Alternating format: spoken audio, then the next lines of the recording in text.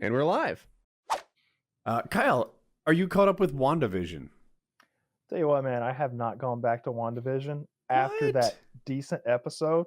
I don't know what it is. I lost all interest in the show. Wow. I've seen that Reddit is loving it, eating it up, and I figure like eventually I'll be really hankering for something to watch, and there it'll be 8-10 episodes like in a row, ready to binge watch, which is my preferred way. But I caught one spoiler about who one character is. Very cool. You can say the character. Well, maybe you don't want to. Okay. I think I know what it is. I'm caught. Write the first letter of the person who someone actually is. No. So there's another one. It's a major Marvel character. And I'm not gonna keep going. Batman. I like it. I like how we're being careful with these spoilers. Yes. No. Not that one. It's one of the characters in the show is actually a man from the Marvel universe.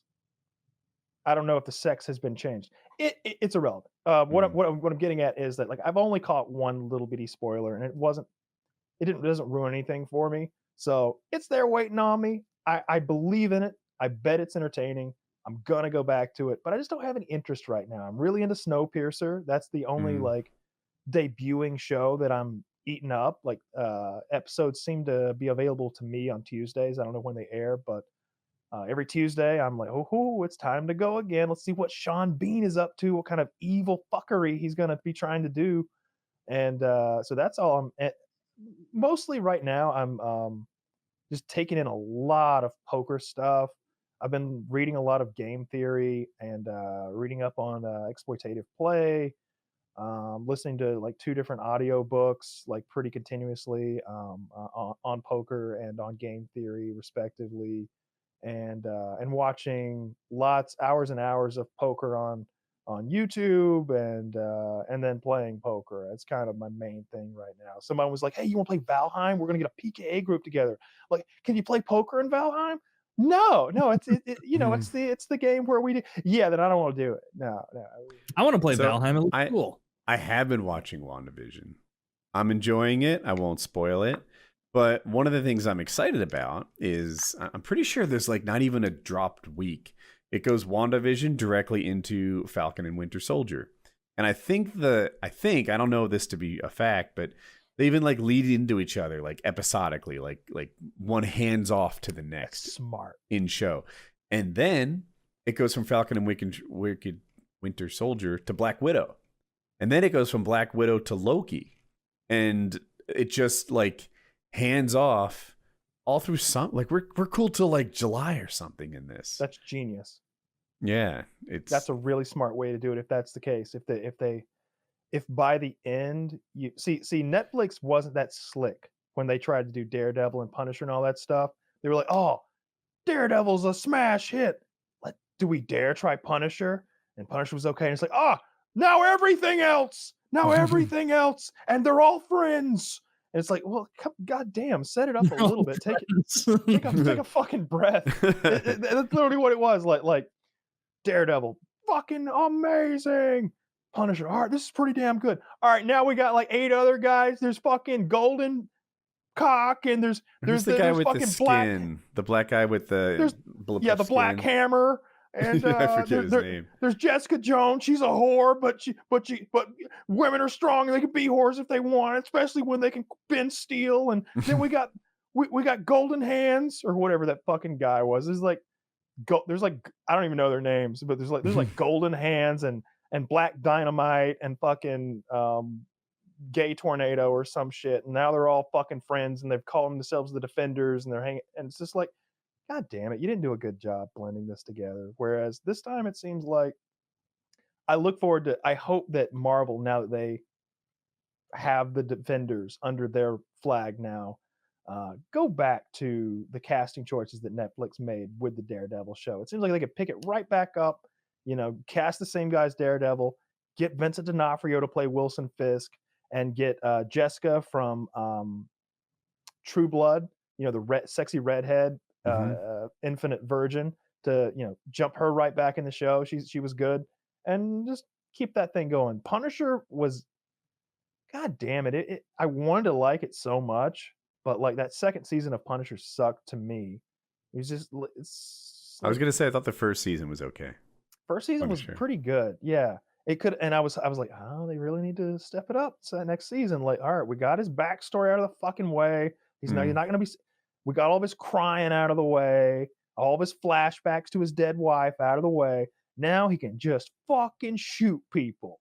And it's like, no, this year he's not shooting anybody because he's on a mission. This is like, well, god damn it, how about a standard fucking Punisher tale where he's just like the cool shit that I wanted to see, like the classic like Schwarzenegger scene where he like goes into the gun store and he like picks out his weaponry and shit like that, and then he goes in and like methodically takes out a gang of thugs like John Wick does.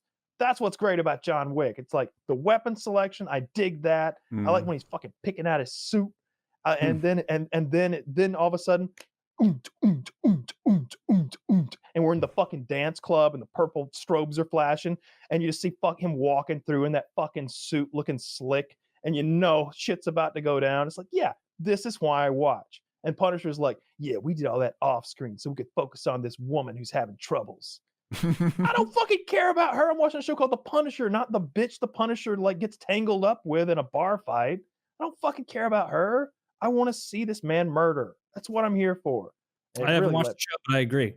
That's what I'd be watching for. The Punisher's the coolest superhero, in my opinion, because the Punisher doesn't have any fucking special powers. His special power is sadness. He's mad, right? His wife got killed by thugs, and now he didn't like that very much. But he's got like special forces weapons training. So now he's murdering thugs. He is a vigilante who wears a fucking bulletproof vest and is really good with an AR-15, and he just goes around murdering criminals. That's it. I mean, I like the idea of that. It's awesome. There's been a lot of good like stories where like he gets tangled up with Spider-Man because he thinks Spider-Man is someone like frames Spider-Man to make it seem like he's a criminal, and so Punisher is after Spider-Man, and they had this whole like back and forth. They kind of like the way Batman versus Superman the movie was, and then at the end they figure out that, oh, we're actually friends here, and they go and focus together on the real threat. It's good. It's a good quick story. You know what I'm glad they did with Spider-Man? No more origin story. You know, they didn't have to like get bit by the spider again, and like if I see Uncle Ben die one more fucking time. That was sad in that I get it. In that original, or not original, but the one with Tobey Maguire. Yeah. Poor Uncle Ben after he kills Bonesaw or something. Bonesaw is ready. Who was that? Macho Man Randy Savage. Was he the one who goes, "Oh yeah," right? Mm-hmm. Yeah. Oh yeah. Was that his thing? Oh yeah. I don't know what he sounds like. That's pretty damn close. It's pretty damn close. So he's just a gruff guy. I am the cream. And he holds up a like a Does he do that? But he's doing sleight of hand. He's actually got a little bit of sleight of hand under his belt. So he keeps like coming up with another creamer out of like literally like with a little sleight of hand. He's like, I am the cream, and the cream always rises to the top. And he's like he like reaches out and he's got another creamer. And the guy who's interviewing me is like black people seeing magic. So he's just like, oh, like every time he comes up with another creamer, like it's great. It's one of his best interviews. I'm listening to him right now. I'm undeniably, unjustifiably in a position I'd rather not be in. How did I know that's exactly what you were watching? The cream. He just lifts it out of his hands. Dude, I hate wrestling, love wrestling interviews. Great. We'll rise to the top. Ooh, yeah. It's fucking great. Yeah, but no more origin stories with Spider-Man. Like did 3 Spider-Men in the course of like 8 years or something like that. And it's like, oh, all right. I liked Andrew Garfield as the Spider-Man. That movie was he made the me handsome cry. one in the middle? He was the one from like Hacksaw Ridge, who's too handsome. Really, for me. I didn't think he was very. I think he's kind of goofy looking. What? Say his name again. I want to Google him for everybody. James Garfield, I think. I think he's just an average-looking fella. Oh, but average-looking fella. He's kind of got big head syndrome. It looks like his head's a little big for his body. Andrew Garfield is his name. He doesn't even come close to filling out the physique though. He's just he's taut. A Tucker. nubile gentleman. Yes, he's a lollipop. Just a little bit. But there's this scene in that movie. I've talked about this before, but there's this scene in that movie where Spider-Man has been like grazed by a bullet in the thigh, and but he's got to get somewhere to like save everybody. And he's on like a rooftop and he's fucking limping. Like he can barely walk. And he's looking at where he needs to go. And he's just like, I can't make it. The buildings are too far to jump to. Like I can't shoot my web that far. And like there's all these crane operators, and they're like cigar chomping crane operators, the hard hats, and they're like, Spider-Man, and he like moves his like crane out so that Spider-Man can swing. And then you look, and all the cranes down the street are all like coming out. Yeah, and Spider-Man sees that like the people of New York are with him, and he looks down at his bullet wound and he shoots a little web on it, like seals the bullet wound up with some web. And he's just like, and he starts running, but at first it's this real limpy run. He can barely go. It's just and then he speeds up, and it's faster and faster and faster until he's just doing his spider run. He's just killing it. And he jumps into like, just putting his life on the line, and he makes it. Now he's fucking doing his spider swing. And I literally like tears in my eyes. I'm like, yeah, that's right. We're all behind you. You can do it. I thought you were saying all that to talk about how stupid it was. No, it meant so much to me. It was so good. That Spider-Man over there, yeah, I'll fucking put off work for this. Like just everybody else also. I'm a sucker for a victory scene like that, but that one didn't get me. I liked it when I wish I could. I know what you're gonna say. It's so good. It's the Rhino one, right? There's the Rhino. And he's like, people are like, where's Spider-Man? Spider-Man, he's afraid. He doesn't want to do this anymore. He's kind of like, he's leaving us there. And this kid in a Spider-Man costume is going to take on the costume. The kid's like, or the Rhino. Kid's like 6 years old. He's an idiot. He doesn't know what the fuck he's doing. And the Rhino is just like holding all the police down. There's like 30 cops there. There's nothing they can do. They have pistols against a tank on two legs with a big rhino horn, and the guy's mocking everyone. And he gets up there and he holds the bullhorn, and he's like, put your paws up. You're scaring the good people of New York, and you're kind of insulting rhinos. And the guy's like, come on over here and get your ass kicked. And he's like, come over there and get my ass kicked. Okay. And sure enough, he webs over there. The guy shoots rockets at him. He deflects him with a sewer manhole cover, and it's pretty badass. Good stuff. One for me in superhero movies, and it's the classic one. It's from fucking Endgame, man. Like that final scene when Thanos is pushing, when all the girls stand together. Oh, I'm just fucking with you. If I could edit that out, like the movie would improve by a whole star. That is so fucking cringy. Cunt power for the win. So no, it's the scene where Thanos has Stormbreaker, Thor's axe, and he's slowly pushing it into Thor's chest, and it's like game over. And then the fucking Mjolnir, you like get a quick cut to Mjolnir, and like dust is like, it's jiggling, and like dust is levitating, and you're like, oh, and you think Thor is gonna like magic it to his hand, but no, it comes flying out of nowhere and hits Thanos, and he's like, what the fuck? And fucking Captain America's like catching it, and he's just, that was such a huge fucking moment. It's like nothing has ever been built up that well in a movie. It's because there were so many 31 movies built to that. It was incredible. There's so many Marvel movies, and I get that some people see that as the weakness behind the Marvel universe, and in some ways maybe it is. Like you can get fatigued by that many movies, but the one thing that was always the same was like no one can lift Thor's hammer.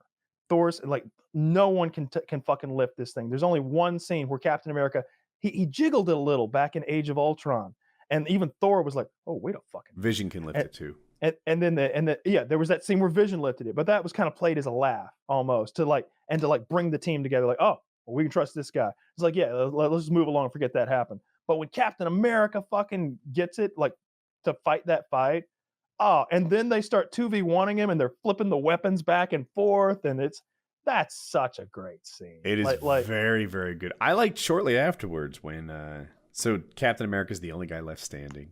There are impossible odds. You know, you've got Thanos there, who's a problem, but you know, the ships have come over the skies. He's like darkening. There's so many bad flying monsters and running guys, and it's just 1,000 v1. It's an army of 1,000. Army of things that are much rougher than people. And Captain America just kind of tightens his shield around his arm, which might be broken. I don't know. It's like his arm's broken, and he's just like, he just fucking splints it cinches up, and he's like, you know, this is a losing battle, but I'm not quitting. And then on your left, and you know, for some reason Black Panther is saying Mugumbo or something. He loves to say that, but everyone's. What's Umbambe? Yeah, Umbambe. Something like that. Yeah. Okay, Umbambe. I don't know what that means. I don't know exactly what it is, but something sounds like that. He says some African gibberish. And then, but everyone just popping up, and it's like, oh my god, they're here! And then Ant-Man comes out with the Hulk, and it's pretty cool. And that's another thing that makes the 30 fucking movies before that one like pay off. It's like, holy shit, that's right. There are a lot of superheroes that we've met before, and every fucking one of them shows up. It's just like fucking all the golden fucking circles everywhere, the portals, and it's everybody you've ever heard of is coming through. That's a great scene, but nothing tops that. Do Captain all of them America. get some of the kills on screen? Yeah, the raccoon showed up, but like we're giving Wonder Woman and whoever. I love that Wonder Woman's there in your head. Oh, is she not? Like, she's not Marvel. She's okay. DC. Then Thor, and it's like, okay, well, obviously we're going to show the Hulk doing the, you know, his brunt, and then we'll go to Iron Man. We're not going to show, you know, the tree. But did everybody get their little scene in the fight? At first, it's everybody running at everybody. Just like, remember the X-Men cartoon with na when like at the end of it, like you've got the entire X-Men versus the entire like bad guys, and they all like running at each other. That's what they do. They have like every single good superhero you've met through 30 movies, and the ancillary characters, the sidekicks, the guys who just had a passing scene where like, oh yeah, he's a magician. Like they're all there. Yeah, they're all there. Like the fucking littlest side character in existence. Black Panther had hundreds of warriors. And he brought the whole of Wakanda. They brought all of Wakanda. And like there's a movie detail subreddit where they're like, do you see these random people? They're the same random people we didn't introduce you to in Black Panther. Yep. Hey, we got all those same extras. Perfect. Like they do pretty much. They do. Yeah. And the same thing with like Doctor Strange. Like the first movie, there's like when he's like learning his magic. There's like a couple of like, I don't know, Asian monk type guys behind him. Like it's like way in the background. Like you'd never recognize them again. They're there. They're there. They're coming through gold fucking circles to fight aliens. It's the second best scene in all of Marvel. It's excellent. That's the scene that a lot of people bring up, but Captain America fucking picking up Mjolnir and saving the day is by far my favorite Marvel moment. I have watched that battle in Endgame. It's like I probably have more time watching that on Disney Plus than like everything else on Disney Plus combined. I will watch, because if you go to YouTube to watch it, one, they break it into like 8 videos, and then there's like little things missing and stuff, and it's like, no, I want to skip the underground Hawkeye running from monsters part. That's not for me. But like once the glove gets out upstairs or something on the surface and that fight begins, Thanos is there. I watch from there until the snap. Is this a good place to start? Iron Man, Thor, and Captain America are all standing on some rubble, and Thanos is kind of sitting there like flipping something in his hand, sitting on a rock. That's pretty good. That's pretty good. Beginning, and it's like 10 minutes long. Yeah. I think you might be missing a lot. It's like 30 minutes because you're not a long. fan. It's like when I show my dad Battle of the Bastards, and I'm having to like, all right, see, that guy raped that guy's sister. Yeah. No, she's not here right now, but she will be. Was there a lot of rape in the Avengers, or what? No, I'm talking about when I show my dad Battle of the Bastards from Game of Thrones. He's saying you need the background. Yeah. It. But it'll still be good. It's an excellent battle. Like the CGI is real fucking good. I'm watching it on the lowest volume right now. They're having a little chat, and Ron Perlman That is Ron Perlman, right? Who is He's the oh no, guy Thanos is from that guy who in Sons the of Iron Anarchy, right? who the hell is that guy? Taking me right now, I'll know in but a second. His name I don't know why I thought Josh it was Brolin. yeah. Josh Brolin. Okay. Yeah, I was Now wrong I about can see it. Sons of Anarchy too. Thanos has a pretty cool sword. I like how it has a lower blade part as well. It's just symmetrical, right? It's two blades, kind of. Oh, the lower blade looks a little shorter. Now Thor's got two hammers, and he's. Oh yeah, no, you're right. It's like a Darth Maul, but it's a blade. Oh, they cut in the middle. Oh, you're right. This is the part where Hurt Locker's running around. I'm skipping this. Hurt Locker's running. Yeah, Hurt Locker running around. That it takes too long, and it doesn't pay off for me. Very good move from Thor, throwing his own hammer up and hitting it. Thanos too quick, uses Iron Man. Thank God Iron Man's metal is the same strength as the hammer, probably. Iron Man gets pretty hurt from that move. Oh. He's kind of yeah, out of he commission. hasn't come back on scene again. Yeah, but Thanos is butt fucking him right now. Thanos, he does that to people. Oh, so Thanos can pick up Thor's hammer. No. You might be looking at the axe. He grabs Thor's arm, which is holding the hammer. Is he holding Stormbreaker, the big axe? Yes. The axe and the hammer have different rules. Yeah. Ah, okay. That makes sense. Okay. And Captain America, so eager to throw the shield comes back. Okay. Well, then that's not. Oh, that thing does not obey the laws of physics. No, it's not even close. It never has. Yeah, and now Captain America has the hammer doing some damage. Must have been embarrassing for Thor. You've just watched like 30 minutes worth of battle in 3. You're missing a lot, I suspect. Oh, I'm sure. Yeah. Now, I mean, his unbreakable shield's broken.